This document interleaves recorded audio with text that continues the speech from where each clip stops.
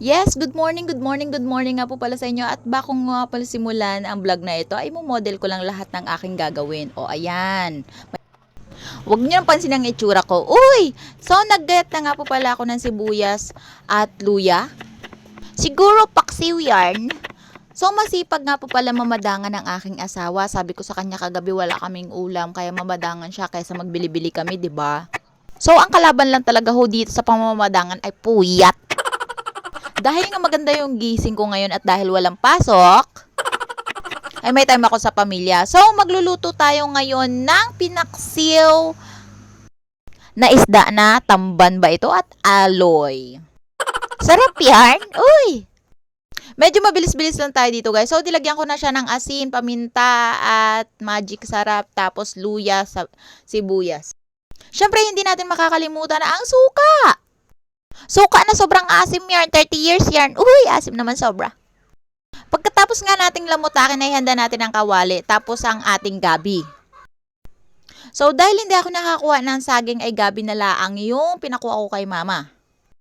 Inutusan yarn. So, dito guys sa Mindoro ay nilalagay laang namin na ang isda dito sa saging. Tapos binabalot lang ng gayaan. Sobrang balot, parang hindi makakawala. Tapos kapag nabalot mo na ng ganyan, na ilalagay mo na nga ho sa kawali. Ang tawag ho sa amin yan ay balising usong, suman yarn. Naalala ko pa dati nung mga bata kami kapag nagluluto si mama ng ganyan, sobrang tipid talaga namin. Tag-iisa-isa ho kaming dahon na ganyang kalaki. So, aabot ho yan ng 3 araw. Tago yarn. At may dalawang klaseng pagluluto si mama niyan, pinirito at paksiw.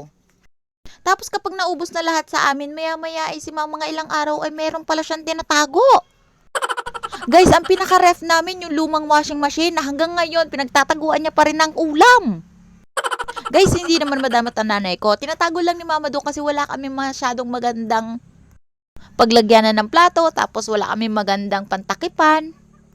Kaya nakaisip siya ng idea, pala decision niyan. Kaya doon sa lumang washing namin o sirang washing talaga namin niya tinatago yung mga pagkain namin na pwede pang ulamin next day. Tapos nagugulat na lang kami, bigla-bigla na lang minsan maghahati-hati siya ng mga sibuyas, bawang, kamatis, tapos may bagoong, tapos maya-maya may pinirito na agad.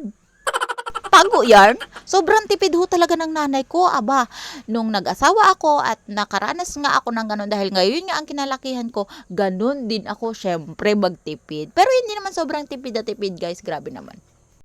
At syempre dahil nga sa sobrang mahal ng bilihin natin guys ay kailangan mo talaga magtipid. So dahil naubusan nga tayo dito ng dahon ng gabi ay nilagay ko na lang ang pagsagilid. Tapos kapag naluto na syempre kakain na tayo. So kapag natapos mo na isalansan nilagay ko lang yung parang sabaw ng baha. Bye bye!